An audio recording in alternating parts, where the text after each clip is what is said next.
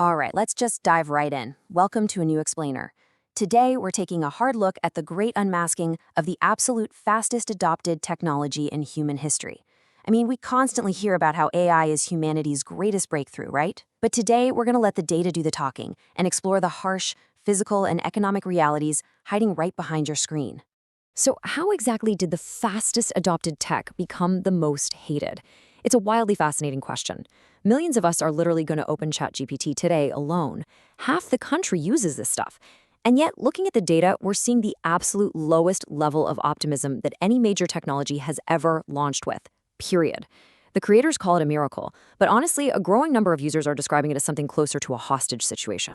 This dynamic right here perfectly captures what we call the AI paradox. We've got this massive accelerating adoption on one side, like 44% of American adults using ChatGPT, doubling in just a year. But colliding head-on with that is collapsing public trust. Only 16% actually believe this tech is good for society. And get this, the biggest critics? They aren't older folks who didn't grow up with tech, nope. The resentment is actually climbing fastest among Gen Z. The very people using it the most. So you might be wondering, why does adoption keep going up if confidence just keeps tanking? Well, two words: forced adoption. People didn't enthusiastically opt into this whole revolution. The tech was seamlessly and relentlessly forced into our search engines, our schools, and our workplaces, totally without our permission. Take Google summaries. 60% of Americans regularly read AI-written overviews just because they're shoved right at the very top of the page. You literally can't avoid them. AI didn't exactly earn our trust, it just kind of eliminated our other options. All right, Section 1, the entry-level job call. Let's take a look at the workplace and see how this forced adoption is quietly devastating the exact same generation that relies on AI the most. In early 2025, Toby Lutke, he's the CEO of Shopify, issued a memo basically demanding his staff prove that a machine couldn't do the work first before even asking for a new hire. He called reflexive AI use the new baseline expectation. And hey, Shopify wasn't alone here. Companies like Duolingo, Box, Fiverr, they all instituted these extreme AI-first mandates. Duolingo actually shipped 148 new courses in a single week using AI. That's work that would normally take staff years to pull off. And the hard payroll data? Stanford researchers at the Digital Economy Lab dug into it, and it tells a super clear story. For workers aged 22 to 25 in software and customer support, employment completely tanked, dropped 13% since late 2022. But for workers over 30 in those exact same roles, employment stayed totally stable or even grew. So the AI job call wasn't hitting veteran workers at all. It was just completely erasing the bottom rung of the corporate ladder. Which brings us to this absolutely massive number, 35%. That is the drop in entry-level job postings tracked across the economy since early 2023. Once employers actually saw what these language models could do, a lot of them just stopped hiring graduates, meaning young professionals aren't losing out to someone with a better resume anymore. They're losing out because the job itself simply doesn't exist. Ultimately, everything really boils down to one single pivotal decision. Does a company use AI to replace a worker or to back one up? The Stanford research found that when AI is used to make a person faster, employment actually stays stable. But when it's used to take over a task completely, employment falls. It's the exact same technology, but it yields totally opposite results depending on how a company answers that one question. And the data is screaming how companies are answering it. At the bottom of the pay scale, replacement is winning hands down.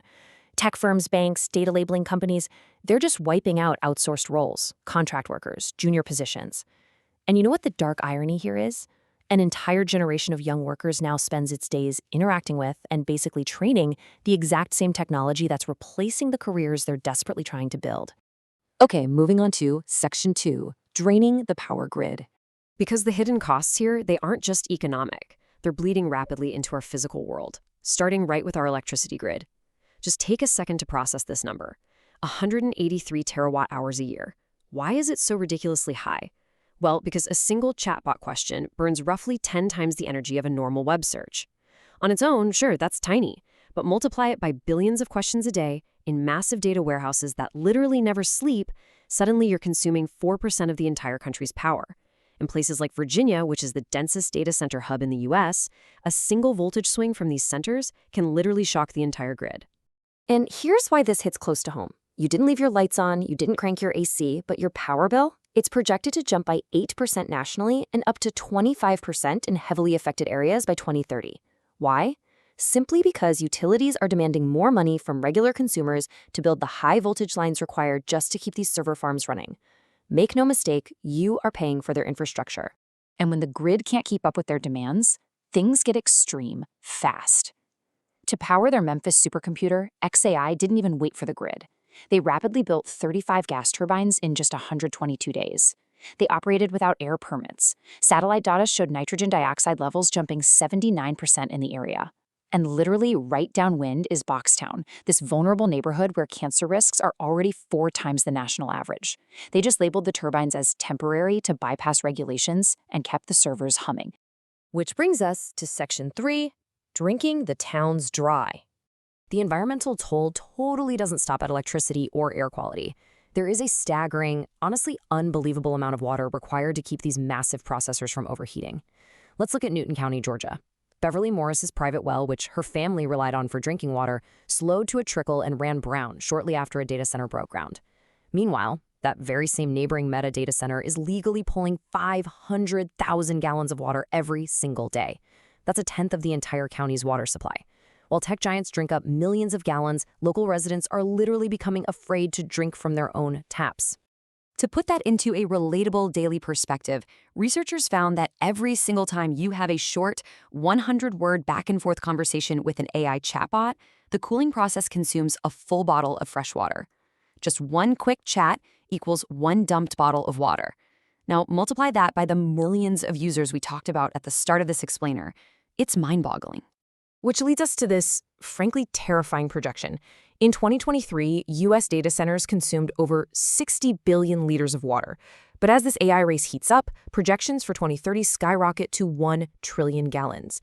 And the crucial point here, while families in drought-stricken areas are being forced to shorten their showers and limit watering their lawns, these older data centers are entirely exempt from those sacrifices. They're just pulling millions of gallons at full capacity every hour of the night. So what happens when a city tries to fight back? In Tucson, the city council actually united and voted 7-0 to reject an Amazon-linked data center to protect their desert water supply. Seems like a rare victory, right? Actually, no. The developers simply moved to land just outside the city limits, kept building, and the contractor was later caught illegally drawing enough Tucson city water to supply 5 households for a year anyway.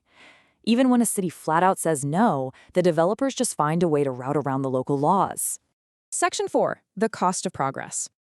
All of these isolated battles we've just covered, the vanishing entry-level jobs, the strained grids, the drained local wells, they aren't accidents. They're driven by an exact business model and one staggering number: $200 billion. That's the amount of money big tech spent in a single year, 2024, just to build the data centers and secure the land, power, and water for this infrastructure. It's an astronomical sum, up 60% in 1 year, with projections estimating it'll hit $5 trillion by 2030.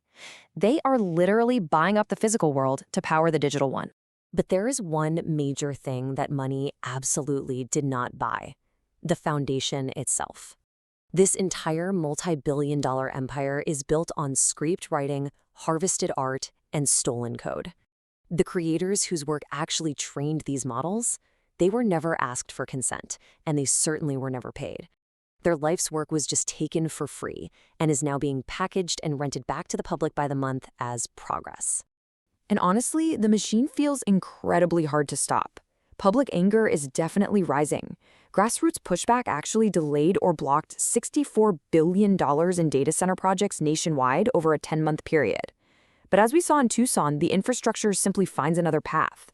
If a local council denies water, the company just moves to the next county over. If they can't get water, they trade that thirst for a heavier pull on the power grid. They just route around the resistance like it's a glitch. Which leaves us with this final, really profound question to consider. We spent all these years debating whether we could control AI, regulate it, or stop its negative impacts.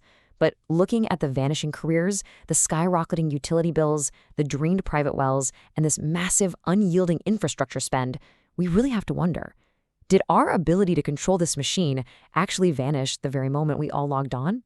Thank you so much for joining me for this explainer. I hope it helps you see the hidden costs a little more clearly. Keep asking questions.